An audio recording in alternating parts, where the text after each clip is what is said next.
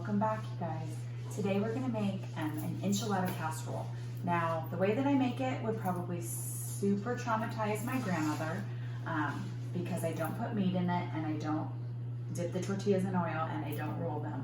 But I made it for her once like this and she said it was good enough. So I'm gonna take that as a win. So come, let's see what we're gonna use today. We are going to dice up some potatoes. We're gonna saute them with some onions. We're gonna layer in some spinach and some black beans. I'm gonna make a green enchilada sauce today. I have two different kinds of enchilada sauce. I like to find the ones that don't have MSG, monosodium glutamate, so either one of these do, and you can get them just at any grocery store. So let's start cooking. To make the potatoes into these little dice right here, what I do is I slice little 1/2 inch slices, right? Little 1/2 inch slices. And then I put it like that. And then I will cut it in, ooh, don't let it slide. Cut them into thirds right there and then just cut them into little dice. So I'm gonna do that with all my potatoes. You got it? You can do an onion. What you wanna do is you wanna cut off the stem end, not the root, right? That's the root where the little roots were like in the earth growing. So I'm gonna cut the stem end off. Oh, this one's gonna sprout soon. That's okay. And then slice it down the middle. Once I'm down the middle, right, I wanna keep the root end intact. I peel off the outside layers. Oh, that looks creepy. Oh, that's okay.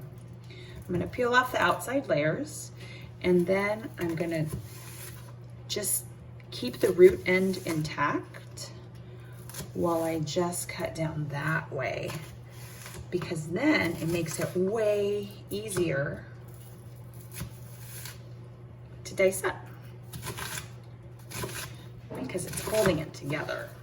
I do it like that, I do like that, I do a little bit more, and now I just throw that little nugget away. That's pretty easy, right? So we're gonna dice up the rest of the onion. We're gonna saute it with the potatoes until it's nice and so now we're gonna prepare our enchiladas. I put a little bit of sauce in the bottom, just a little bit just to cover the bottom. It helps it from not sticking. And again, this is a layered enchilada, much to my grandmother's dismay. I'm gonna put some tortillas. I'm gonna go like that. Maybe I'm gonna fold this one and I'm gonna do maybe like that and like that. Perfect. I'm gonna take my, look at, ooh, so good. These I seasoned with a little bit of salt and pepper to taste. And I'm just gonna move them around so they're maybe a little bit more over here. That side was set. Looks good. Yeah, again, don't make it hard. And then I'm gonna put a little bit of beans. I strain these beans just to get that liquid out. I'm gonna make sure that my beans are in every bite. Excellent. And then I can put a little bit of my chopped spinach. It's still kind of frozen-ish, but that's fine because I'm gonna be cooking this afterwards.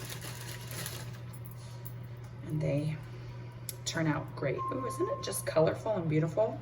Now, you could put like a layer of cheese on here right now if you want to, but I'm not gonna do that because I'm not going to. I'm gonna put more cheese on top. So I'm gonna take my other tortilla. This one is not gonna rip it. I'm gonna put this fun friend there. This friend wants to be there. Oh, that one needs a little spot. I'm gonna put a friend. That looks great, like that. And then I'm gonna pour some more enchilada sauce over the top. And you'll see this is very similar to a technique that we'll do when we do lasagna.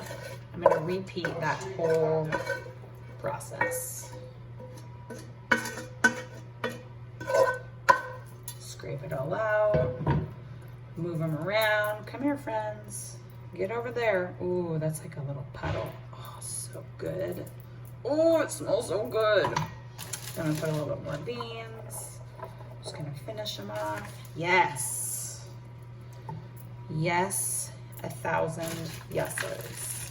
some more spinach. Oh yeah, it's just beautiful.